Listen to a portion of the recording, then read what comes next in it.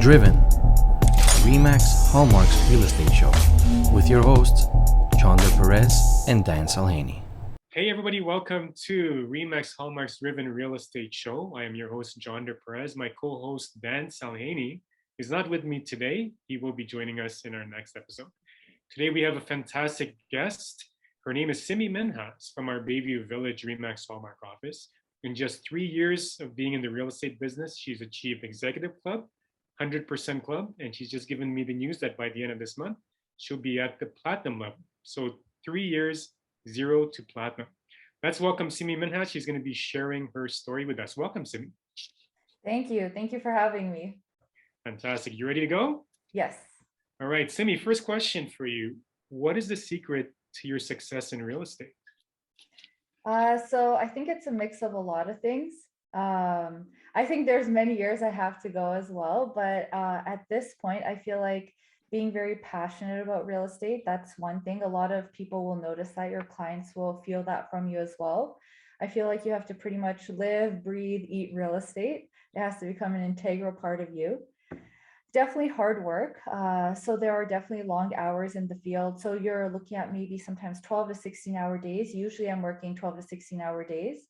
So that's another part. Determination and persistence, of course. So you can't give up too easily. Some things you'll try, especially when you just start, and they won't show their results right away. But you have to keep on hammering on and doing the same task. Even if you don't see the results, you might see those results by the end of the year, by next year. Of course, if it's many years down the road and it's not working, it's not working. But some things just take some time to show the results.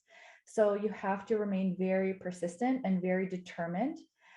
Also, I would say just enjoying what I do. I think that's kind of undermined. A lot of people might forget that aspect, but if you love what you do, people again feel that off of you, and you're more willing to put in the hours, to put in the work for it. So every day I like that it's different with real estate. I enjoy meeting new people and helping them reach their goals. So that makes it very satisfying for me. And that helps me continue working hard and staying persistent. Lastly, this one's a little random. I have a vision board as well. So I'm a big believer of visualizing what you want, envisioning the future. So I do place pictures every year around December on a board for the following year, what goals I'd like to achieve. And I put it somewhere where I can see it daily. That helps me stay on track for what I'd like to achieve by the end of next year. Absolutely. So a couple of key words there, passion, persistence. And I'm going to share the story because Simmi's real estate career, I don't want to take the credit for it, but it started from a recruiting meeting that she and I had. And, we'll share a little bit of those details later on. But passion and persistence, it's very key for Simmi because, as you and I have been talking about, there's a lot of challenges that you face and there's a lot of time that you spend in the business, and yet the results show. I mean, going from, again, literally 0 to a platinum level real estate business in just 3 short years, especially starting out as a new agent, is quite an amazing achievement. So tell us now then, how did you get started in real estate? Because you weren't always a realtor. There was a little bit of a journey to get into to get to the point where you got licensed. So why don't you share that journey? How did we get connected? And then how did you achieve the success that you did? Yeah, so actually my journey with real estate started early on while I was in my undergrad, I think first or second year. But you're looking for a part-time job just to have some money. So I remember I got hired by a real estate company. And it was also another Remax, but now they're closed down. But I was there for many, many years doing reception. And I remember while I was doing reception, some of my family, some friends, even some of the agents at the office would tell me like, hey, why don't you get into being an agent? Like this, and this might fit you very well. And I used to always think like, I don't know if it's a good fit for me. I don't know if I'm cut out for it. I think there's also the perception that agents are super aggressive, or I just didn't think I was cut out for it at all. So I never looked into it, and I kept hearing it over the years, and I thought, no, not for me. So I never considered it. I graduated from York, and then I graduated in psychology and human resources.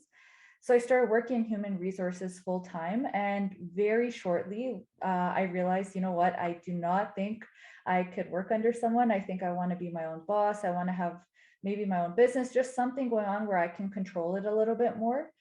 So I started brainstorming, okay, what could I do? And I remember for many years, people were telling me to become a real estate agent. So I thought, you know what, let's give this a shot. Let's see where this goes. So that's how I initially became an agent. And I started just full time. So that was also a big risk as well. I was working in human resources. And then once I got my license, I immediately started working just completely in real estate. And then with meeting you, I was at a previous company also, and I just wanted a bit more support. I wanted a little bit more guidance as well. So I always heard about Remax Hallmark, especially before getting my license too. I just never went to Remax Hallmark or met with anyone, but I always heard about it. I just never took the initiative and went. So I thought, okay, if I'm thinking about switching my company, let me just see what Hallmark has to offer. So I remember, I think we met 3 times. So I met with you at the Bayview location, and yeah, pretty much after that I joined, and the rest has been history. I haven't looked back since. Absolutely. And it's, it's a little bit more detailed story than that. Yeah. I posed for those of you watching this, you know that for every realtor we work at Remax Hallmark, we're very passionate. Just like what Simmi's mentioned, is to be successful in this business, you got to be very passionate, you got to be very persistent. And so I'll share a little bit about this in as much as I'd like to think that it helped a little bit in shaping where you ended up going. Is that I posed a challenge to you. Do you remember the challenge? uh I think like for 3 months I had to follow like a lot of your advice. Was it? It was that as well, but it was also a little bit of accountability because Oh again, yes. with our brokerage, we did a little bit of accountability. But one of the biggest things that I said was that we met a couple of times for meetings, and you were not quite convinced because you were kind of skeptical. And after, especially joining a previous company, you're like, mate, is what Johnder telling me everything is really true, or is going to live up to it? And so I said, put me to the test, right? And so whenever you asked a question or whenever you asked for help, how did that experience go for you? It went very well. So yeah, I now remember you, I think it was like a 3 month period where I had to be accountable for a lot of like you'd give me advice on certain things or how to start shaping my business. And I remember like even when I needed advice or just reached out to you, you were very responsive. So like early in the morning, late at night, whatever questions I had, especially at the beginning, there were a lot more questions I remember. You would always be there to answer those questions immediately. So that gave me some confidence as well. And I think sometimes the concern is, a lot could be promised, but maybe it won't be delivered. That was kind Right. of the fear I had lingering. Yeah, but It was, definitely it was I felt like you were there for a lot of inquiries I had. I had a lot of questions. right, and it hasn't stopped, right? We can honestly admit it hasn't stopped. No, but it's gotten less. It's It's gotten a not in bit less, less. but timing wise, still late evening, early mornings. But Yeah. the reason I wanted to share that with everybody is, I mean, obviously not only to showcase what we offer at Remax Hallmark, but also primarily to showcase what Simi is all about, right? So when you have a two-way accountability like that, one of us didn't fail the other. And what I see in Simi a lot, and one of the reasons why I wanted to invite her to this interview, not only because of her amazing accomplishment in 3 short years, but the sheer amount of energy and the sheer amount of passion and persistence that she put in, that she provides her clients. So the kind of accountability you and I, Simi, had, I see that you provide the same level of service, if not a higher level of service to your clients. And so I want to take this, I want to take the questioning a bit this way, because we have some realtors here that are watching us that are just starting out and they're scratching their heads. I'm like, and they're probably thinking like, how do I get that level of success? How much work do I really have to put into that? And I want everybody to kind of get an idea of how much work you put in. And especially our experienced realtors who are watching this, they know exactly what kind of hours have to be put in to provide exemplary service to our clientele. So let's figure this part out. What was your biggest challenge when you first started out? And then how did you overcome it? Definitely as a new agent, getting clients. Mhm. That was very, very tough. I remember many times at the beginning not understanding why someone didn't use me as an agent, not knowing about follow-up, a lot of mistakes at the beginning on how to handle clients. Like, for example, door knocking, but then not following up and not understanding how they listed their house, but I never followed up. I never even got the number. I would just like try to knock again. Just a lot of those mistakes, but I think the biggest challenge was just finding clients. Right. So when I started, I don't have too much family in Toronto, and a lot of my friends who graduated or were still in university could not afford to buy a property either.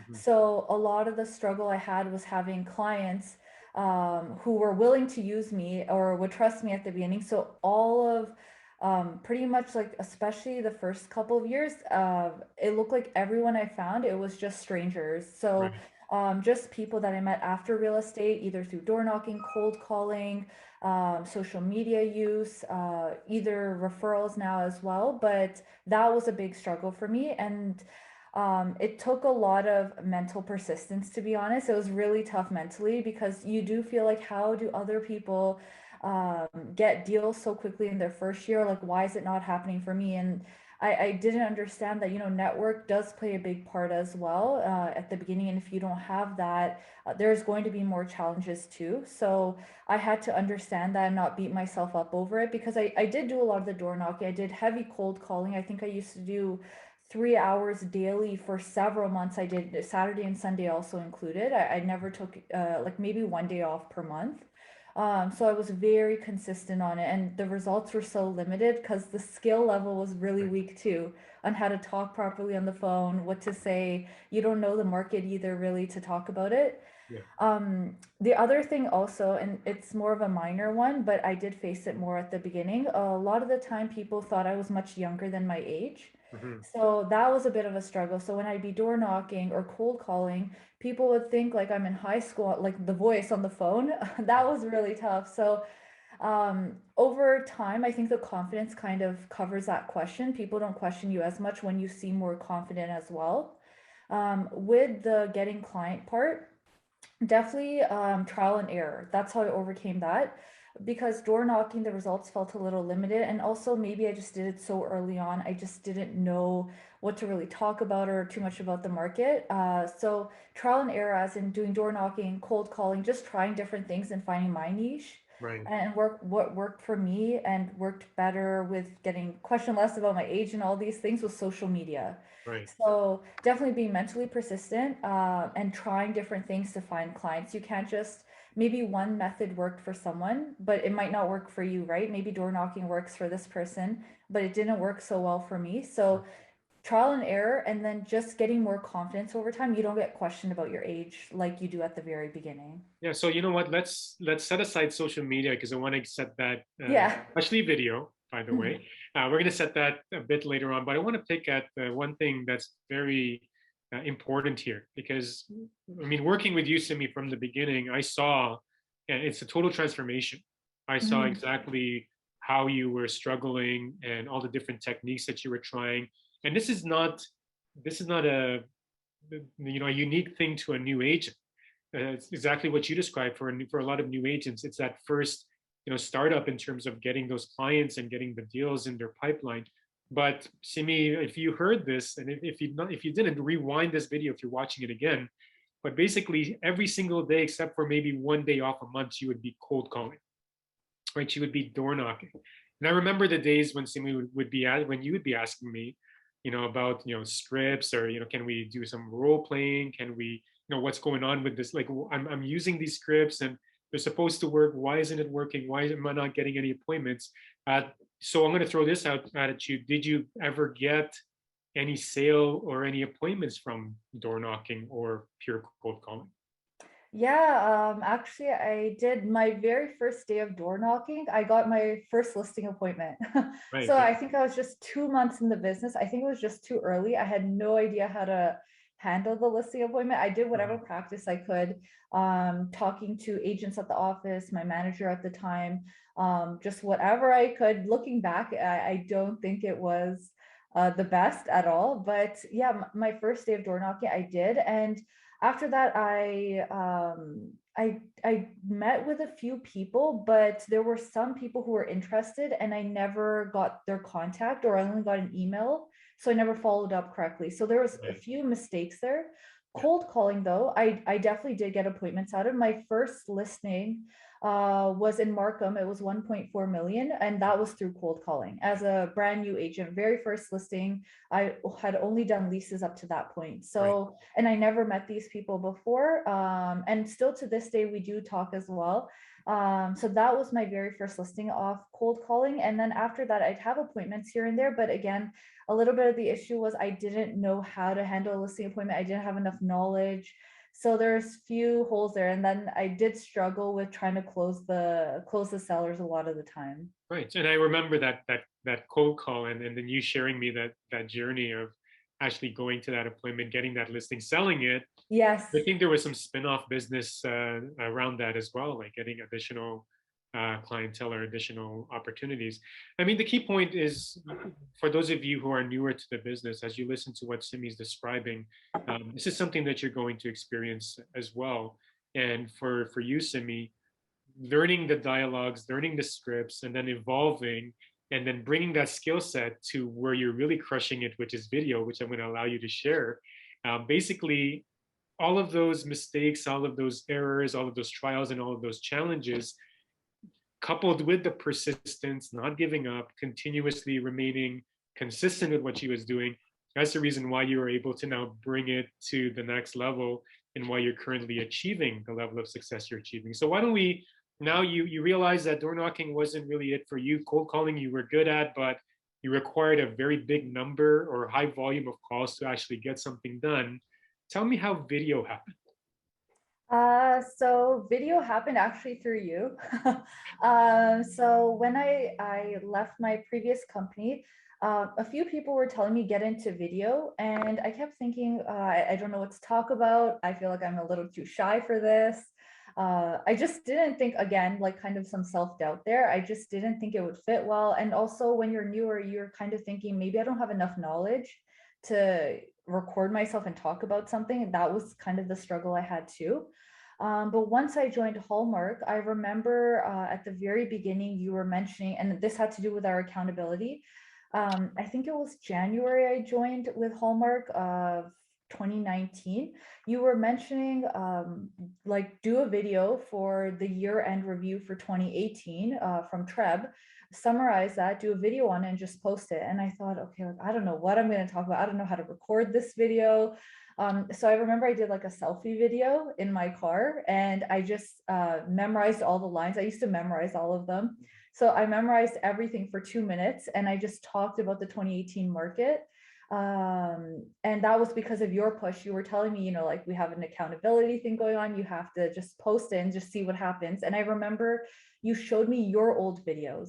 So I saw your old videos, and you mentioned that, you know, like everyone starts somewhere, they'll get better with time. Just get out there and you'll get comfortable. So I thought, you know what, it's something that's been on my mind. I didn't have the courage to do it. I'm getting pushed a little bit to do it now. Let's just do it. Let's just see what's the worst that can happen. I'm doing heavy cold calling. I can just add another stream right now and just see where it goes.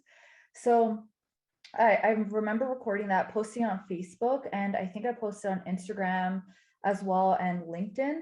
And on Facebook, like people that already knew or were in my network, they were responding so positively. And I thought, wow, I did not expect this. I thought this would just, you know, just get down in the feed, no one would pay attention. But after that positive reinforcement, it got me going. I thought, okay, you know what, let's do it again next week. Let's find something else to talk about. So I think maybe I did like a January review or something like that from Treb, or a market update. And I tried to do it weekly. It was kind of iffy at the beginning. Sometimes it was monthly, but I sponsored, I think, one of the ads on Facebook, or I boosted it, and I got leads out of it, the very first video. And I thought, wow, this is crazy. Like I just put in $50 and I'm getting leads. Obviously it's different now. I know the ads are running so differently today. Right. But at that time, I thought I never expected this, because when I cold call, getting the leads, especially I wasn't so good at still at handling the phone calls. I thought I didn't expect this. So after that, that was that positive reinforcement. It kept me going throughout the year. And then I think the first closing I had was maybe 10 months later, or sorry, first offer was 8 months later and first closing was 10 months later. And I thought, okay, you know what, this works. I'm only spending 50 or 100 per video, just boosting it, and I'm getting leads really heavy. So then I really started rolling the videos out, and I started trying to do them weekly, and even sometimes like 3 times per week, with just my experiences in real estate, advice, things I'd see people maybe have questions about, my clients, I put it into a video. And then I just kept it going after that, because you have some confidence. It's the first one that was kind of the tough one to get out there. Exactly. So I mean, it was interesting to see as well, because I remember exactly this transformation happening. So, Simmi, from you going from pure cold calling, door knocking, and struggling with that, and then finding what really clicked for you, and then resonating with an audience, basically. So finding, your voice and being confident in that. So that was a fantastic growth trajectory for you. So now you've done video, you boosted some posts, you advertised, you did LinkedIn, you did a whole bunch of stuff. How did you, from video, how did you build a platinum level business, which is 50,000 and above? How did you build that all from all of the things that you've done, and then especially with video? Sorry, I didn't catch that. It was like a little muffled. So you know what? I got to stop covering my mic. That's okay. I think it was like, how did you build your business? Yeah, how did you build it up to? So you're doing video now. How did you build it up to the level of performance you're doing, which is a platinum? Remax platinum level is, for those of you who are with Remax, it's 250 and above in terms of gross commission incomes. How did you build a business like that, just from video? So definitely all that heavy social media use. So on top of posting videos, definitely engagement, posting on stories as well, posting on different social media platforms, just being out there that way. I think a big thing that's underestimated with videos is, I know there's definitely fear associated with it, but I think people can kind of see who you are as a person. What do you know about the market? What do you know about real estate? And see, is this someone I'd work with or I wouldn't work with? And it's kind of like advertising for yourself without really pushing someone to work with you or anything like that.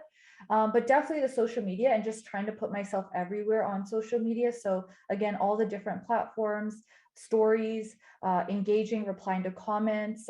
If anyone ever just needs help with something, or just DMs you or messages you, even just the smallest stuff, just trying to reply to them about that, even if it doesn't go anywhere. A big thing also I try to always keep in mind, there's this big agent in the States, Ricky Caruth. He always talks about relationships over transactions, and sometimes I watch some of his videos on YouTube as well. So I always try to keep in mind, relationships first. I shouldn't be focused on, I want this to close so bad, I really want this commission. No. Like it should be focused on what's best for your client and what are they looking for, and meeting their goals. And if some things are not clicking for them, like maybe, sometimes sellers can be difficult, sometimes listing agent can be difficult, and your buyers are having a hard time, trying to mediate, trying to help them, they see that. So I think building the business is definitely just trying to do as much as you can for your client, and trying to make sure that, their goals are met. That's why they're reaching out to you, to help them, not just leaving them stranded. And then two, of course, a lot of social media use as well, which is another form of just advertising yourself. And people passively watch that, and you might think no one is looking, but there are people watching, or you come in their feed, or it might click in their mind, maybe I'll just reach out to her with this question, and you never know, it can go somewhere, right? That's right. So those are the two things. Always just trying to help the client as much as possible, and then social media, that's helped build my business a lot. Absolutely, which is great, because I mean, one key point that you really nailed on there is that, with video, everybody can see who you are, what kind of personality you have, and they can make an instant judgment about whether or not they want to do business with you, versus other means. I mean, if you're, not to say that cold calling or door knocking doesn't work, because when you're door knocking, you're in front of a person. The only thing with that is they've got an instant couple of seconds to make that judgment, and you haven't even opened your mouth yet, and some people just close the door. But some people, for example, may warm up to you and have conversations. When it comes to telephone prospecting, though, it's a bit harder, because they don't see a face, they only hear a voice. And one thing that you just pointed out is that if you're only after that listing, or if you're only after that commission, you have something called commission breath, and people will feel that, or they'll hear that. So for any of you watching or following Simmi on social media, you'll see that she's very very easygoing and very casual, very relaxed in terms of her videos. And so you have a very approachable personality, which is totally in contrast to what you said earlier about the misconceptions or of a perception of the general public about us as salespeople. Let's face it, we're salespeople, and they look at, what's this person trying to sell me right away? And your approach is more so about, how do I help you first, or how do I build up that relationship? So, Simi, reaching this level of achievement doesn't come without sacrifice. Mhm. And so one of the things that we would love to know is, what does a typical day in the life of Simmi Minhas look like?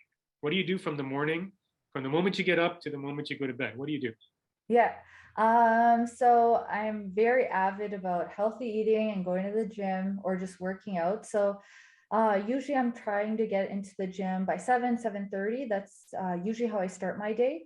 By 9 a.m., I should be back home. I start working, checking new listings for clients, researching properties, discussing what's available, and then doing admin tasks. So there's a lot of communication with clients 9 a.m. onwards. By the late afternoon, usually I'll be in showing. So sometimes there's Zoom meetings I have during the afternoon. Most of them are in the evening when clients are off work. So by late afternoon, 4 p.m. to 9 p.m., usually I'm in showings. So that could be anywhere, but if there are client inquiries during that period, after 9 p.m., I'll be getting back to clients about different properties or what this will sell for, offer presentations, different things like that. Market is still not too slow. So there's always a lot going on for getting back to people about, oh, this property, getting into that home. Also, sometimes there's follow-up work from the showings themselves. So maybe clients are thinking, we should check out this area, or how much will this go for? We saw this property. So I'll do that follow-up work also after 9. So usually 9 p.m. onwards, I'm doing a lot of follow-up work from 4 p.m. to 9. That was kind of left over while I was in showings. And then usually I'm in bed by 12. So 12 to 7 is kind of when I'm sleeping, 12 to 7:30, but after 12 to 6:45, but 7 a.m., 7:30, I'm in the gym. And then 9 a.m., I'm working until maybe 9 p.m. Or if there's follow-up work, it could lead into like 11 p.m.-ish. Wow. That's Yeah. that's pretty much a 12-hour, Yeah. sometimes more, sometimes less workday. And I know sometimes you give me a call and you just say, how many showings you've been on, or where you're at, because pretty much these days, you're looking at many houses outside of the GTA sometimes, right? So Yeah, definitely these days it feels that way. And I think like affordability is a little bit of an issue there exactly. too. Absolutely. So you've got such amazing energy for somebody who works 12-hour days and rarely takes a break. I know you take a break here once in a while. Where do you get your where do you get your motivation to perform at such a high level every single day? I didn't actually realize I do a lot of visualizing. So once you sent me these questions just to prepare for this podcast, I was looking more into like I was just typing notes on all of them, and I realized a lot of the answers just kept coming back to visualizing or just kind of planning for my future all the time. So I think that's a big motivator for me. I'm always thinking, okay, where do I want to be in 5 years? Where do I want to be in 10 years? Where do I want to be in 20 years? I'm always planning for all of that on top of the vision board and just thinking about, okay, I want financial freedom by this age, all of that planning. I think that keeps me very motivated. So like I mentioned, I have a vision board somewhere where I can always see it. A lot of the times, like even when I accomplish a goal right away, you'll celebrate, you'll relax about it, but like within a few weeks, I'm already thinking, okay, what's my next goal? How am I going to achieve that? And I think it keeps things very exciting as well, because you kind of just plateau, gets a little boring as well. I like to have some challenges always. Right. So big thing is always just thinking about the future, where I want to be, just envisioning where I'd like to be, how I'd like it to be, what vacation or like what way I'd like to relax in the future. That helps me a lot. It's just kind of planning all the time and envisioning. Yeah, which is really neat, because it's like, basically it's like having a roadmap. If you don't know where you're going, then what are you going to do to get there? Whereas Simi, you face such amazing, you faced a lot of challenges, and you've had such amazing accomplishments in spite of everything that you do. I mean, you're constantly busy, and I hear that, and I see that all the time. And so having that visual, for those of you, again, listening to everything that Simi's saying today, have that visual in terms of where you want to be, what you want to do, what you want to have, and what kind of lifestyle you want to achieve. Because in real estate, this is one of our blessings in real estate, is just that ability to define and to shape and to make life however you want it to be, and you've got that freedom, right? And yes, it does require a lot of work, and you know, as they say, work hard, play hard, right? So you have the opportunity as well to enjoy a lifestyle that you want to live. So Simi, before we wrap up today, we have, for those of us watching, for those of you watching this live, there's some of our fellow colleagues from Remax Hallmark, some from other brokerages. Some of them are new to the industry, some of them are experienced in the industry, some are looking for inspiration, some are facing challenges right now. And for everybody watching this later on, the video recording of this, you may be looking for that advice, or that sort of, you know, direction, or kind of strategies or tips or ideas. What, Simi, is your advice to everybody watching this, listening to this? What's your advice to them to kind of help them out in their discovering, or their journey of their real estate, building their real estate business? Yeah, so a few things. I jotted down quite a few notes. One major thing also, and I wanted to mention it earlier, there's this quote, hard work beats talent when talent doesn't work hard. I have since the beginning always read that quote. I always had it written down. It's even the background of my phone for like 3 years now since I started.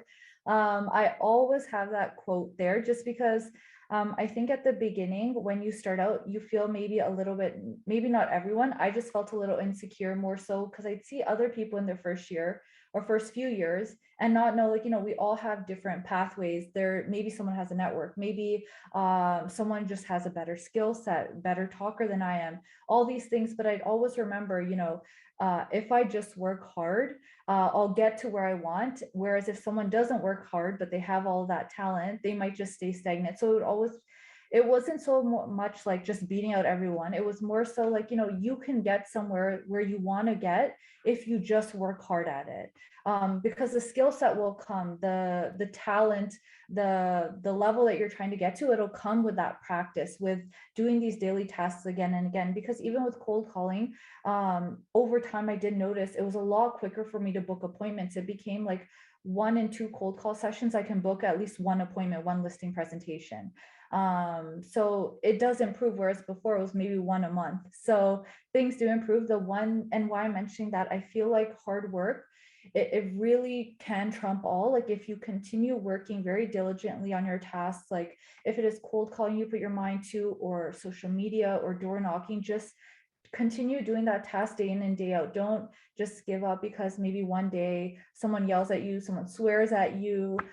These things will happen. I remember times people would swear at me on the phone or hang up on me, or even like door knocking, someone would slam the door at me. You have to not take it personally and just remember, what am I trying to achieve? Because not everyone will do that, right? It's such a small percent. So you can't take a lot of it personally. You have to remember what you're trying to achieve, and you have to just think to yourself, you know, I'm trying to achieve this and hard work will get me there. So staying persistent, working hard, visualizing, I know I keep bringing it up, but just remembering where you'd like to be in 5, 10, even 20 years. It'll give you like a pathway for you to remember, okay, this is what I'd like by 5 years. How can I achieve that? And then you're going to have certain tasks that you're going to do to achieve that. Also, one other thing, and I brought it up earlier, if something doesn't work today, don't give up immediately, just continue trying it. Some of these tasks do take longer to show the results. Like even with videos I mentioned, it took 8 months for one offer to come out from me, and then 10 months for a closing. And then I started seeing that it was working, but it took that long of videos to get something. So I had to continue trying. I would say give it a few months, maybe even up to a year. But if it's not showing results after that, then maybe reconsider, but give it a shot first. Another thing I also thought of was just trying new things, because I thought when I first started, people kept mentioning, you know, door knock, cold call, which is fine. It does work, but there's other methods also that work, like social media, which wasn't really stressed to me when I first started out. And I had to kind of trial and error, and I saw that it worked out. And then of course with your push. So just trying new things, because you never know what might be your niche. Maybe cold calling gets you a certain amount of results, but maybe door knocking could get you much bigger results, right? So trying new things in your business, it keeps things exciting too. Connecting with people, that's very important. Not always thinking about the end, like the transaction. More so if someone just asks you for some casual help, just giving that help. It's nothing major. If someone asks, what are the prices in this area? Like it's a quick MLS search for us. We can let them know, right? And a lot of the time we know off the top of our head. You never know if they'll remember you in the future, like, oh, she answered my question. Maybe no one else is helping them, right? Because they didn't see, they had that commission breath. They didn't see that they're going to sell or buy or something. So just helping people genuinely, just wanting to help, I think is very important. Yeah, I think those are the main ones: relationships over transactions. I think focusing on the relationship and hard work, being persistent, and trying new things. Absolutely. That's such amazing advice. And even though you've only been in the business for 3 years, when talking to you, it seems like you've been in the business for like what, 20, 25 years, Oh, wow. based on what you've been saying. And so I can see why a lot of your clients, gravitate towards you with the knowledge and the information that you have, because, you provide them with advice, you look after them. And, there's no better way to gain confidence in somebody than coming off exactly as you present yourself, which is very professional, very passionate, very caring, and then just as a hard worker. So for those of you listening to this, persistence pays off, right? So the hard work in this business is real. Like the hustle is real. It's like a cliche, I guess. Everybody says that, but it's true, right? So you're competing against a lot of realtors out there that have talent, resources, money, and a whole lot of stuff, but they may not be working as hard as you are. So this is positive advice coming from Simmi to every single one of you who is watching this. Just work hard and just love your business and be passionate about it. So Simmi, thank you so much for joining us on the Driven Real Estate Show today by RE/MAX Hallmark. And we wish you the very best. Congratulations on your fantastic achievement, just 3 short years. And we look forward to many, many, many years, decades of you succeeding in this business. So congratulations. Before we wrap up today though, how can, I know you were earlier trying to connect with somebody from Ottawa. So again, if anybody in Ottawa is watching this, there's a referral coming your way from Simmi. Simmi, if anybody would like to send you a referral, if anybody wants to connect with you and maybe get some help, get some video tips, or share some information about real estate projects and developments, or just get in touch with you, how can they reach you? Either just calling, texting, emailing me. These are the best ways to reach out to me, or even social media. I'm really responsive on all of these platforms, so definitely feel free to reach out to me. Okay, well, so what's your website, email, phone number, social media handles, if you don't mind sharing it with us? So yeah. Everybody. So number 416-553-1182. My email address, Simmi, SIMMI, the letter K, my last name, MINHAS @gmail.com. So Simmi K Minhas. Website is simmiminhas.com without the K. So any of those. And then on social media, usually all my handles are Simmi K Minhas. Okay, awesome. Thank you so much again, Simmi, and thanks for everybody who is watching this. Feel free to connect with Simmi, and Simmi, wishing you much more continued success. Thanks again. Thank you, Johnder. Thank you for having me. Thanks, everybody. Thanks, Simmi. Bye. Bye now.